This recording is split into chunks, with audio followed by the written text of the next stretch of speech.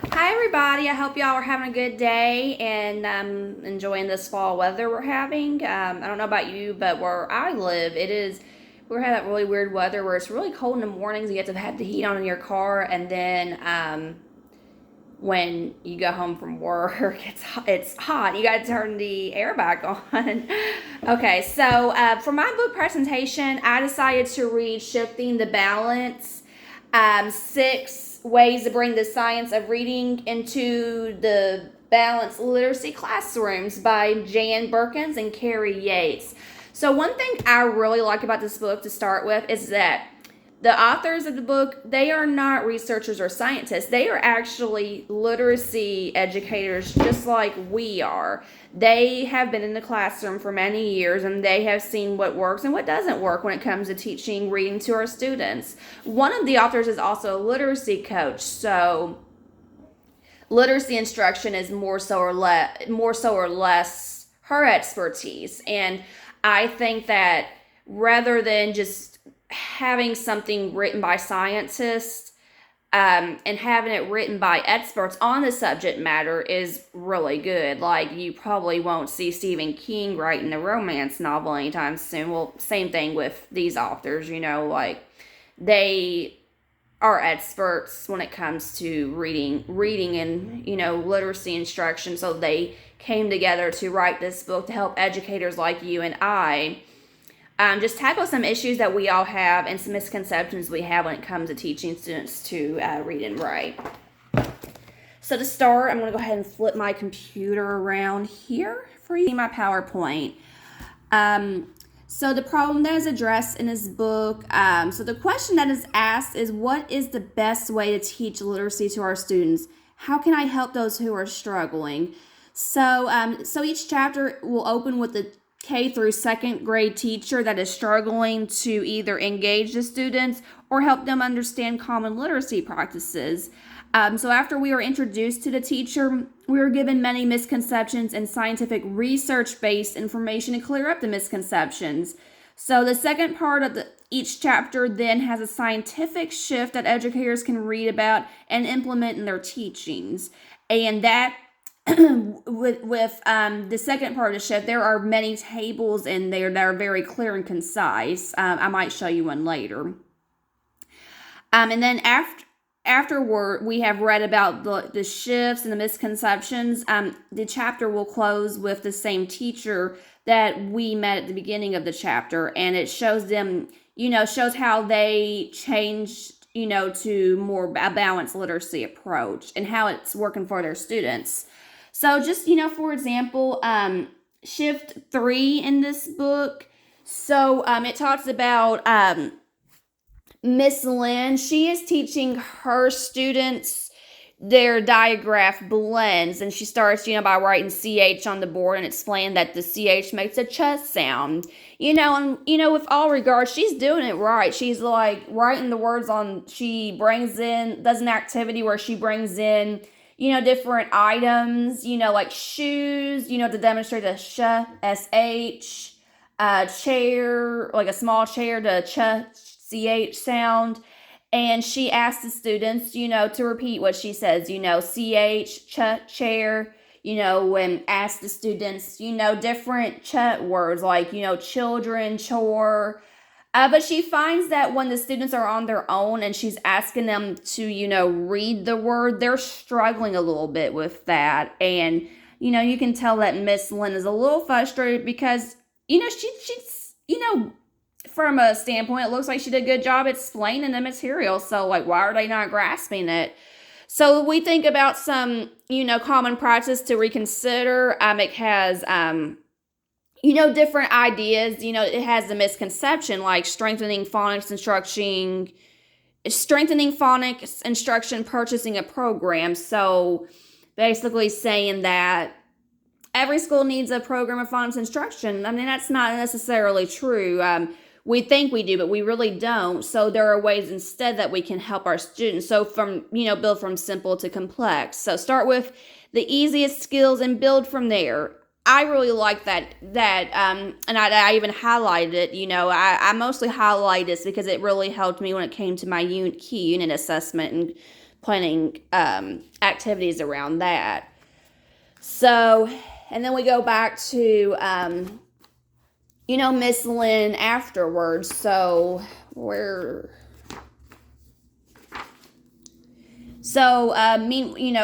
ends with talking about Miss Lynn and how she changed her instructions. So, she just started by, kind of slowing down a little bit, building, concept maps for the students.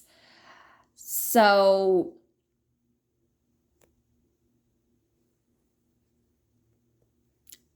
she implemented some practices, from this book into her classroom, and I think it worked a lot better for her students that way. And the purpose of the book, the purpose is to give scientific and research-based facts on many common misconceptions that educators have when it comes to teaching literacy, and to help educators have a balanced literacy class. I think that's the goal that we all want to have for our students. We all want to teach them how to read, but we don't want to overcomplicate it, because we do have ELLs in our classes. We have IEP students, and something that is, I think in practice, like, it's very easy, to say, it's so easy to teach students how to read. All you have to do is just tell them to sound it out. But it's so much deeper than that, and this book actually picks apart why it's so much deeper than that. It takes, it kind of, I think, gets in the mind of a student's, mind, about why, some, like what maybe the kids were confused because, like, one little girl, she said her name, Christina, that's an example of a CH. So the teacher had explained that while, she's kind of correct, her name does start with a CH, but it sounds differently. So I think that's where it gets kind of confusing, because in different languages, you'll notice, I've been thinking about the word chandelier a lot. Like, it begins with a CH, so you would think that it would be chandelier, but no, it's chandelier. And we're left thinking, well, why isn't it an SH? So those are just things that we really have to think about when we're teaching literacy instruction. And that's one thing that I'm actually worried about now, is explaining to my students, yeah, I know I told you the CH makes a ch sound, but there are words like chandelier, while it makes a sh sound, you think it's an S, it should be spelled with an SH, but no, it's not. So I have to think of why it's not like that. Anyway, moving on.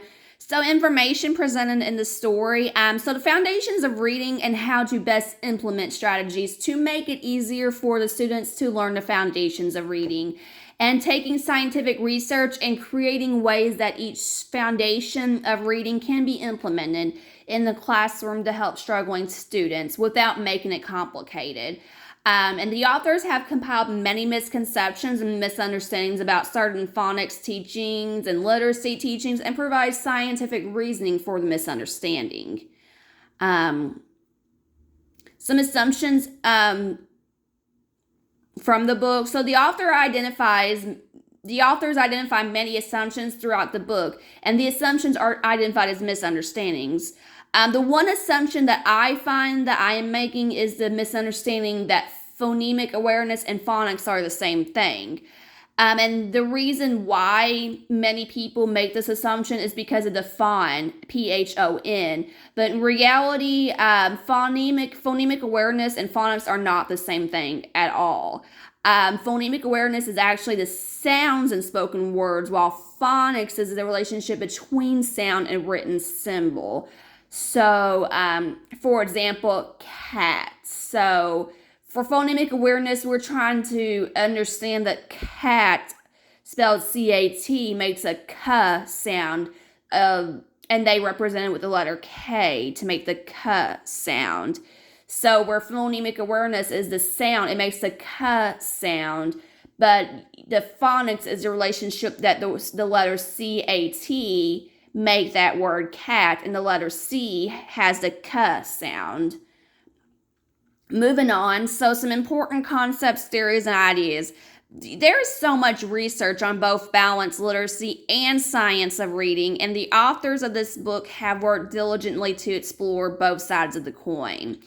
I even watched a YouTube presentation, and this was not something that was easy for either of the authors to read. Like, I think they went into this knowing that they're probably going to receive some backlash, on it. But I'm really glad they wrote it.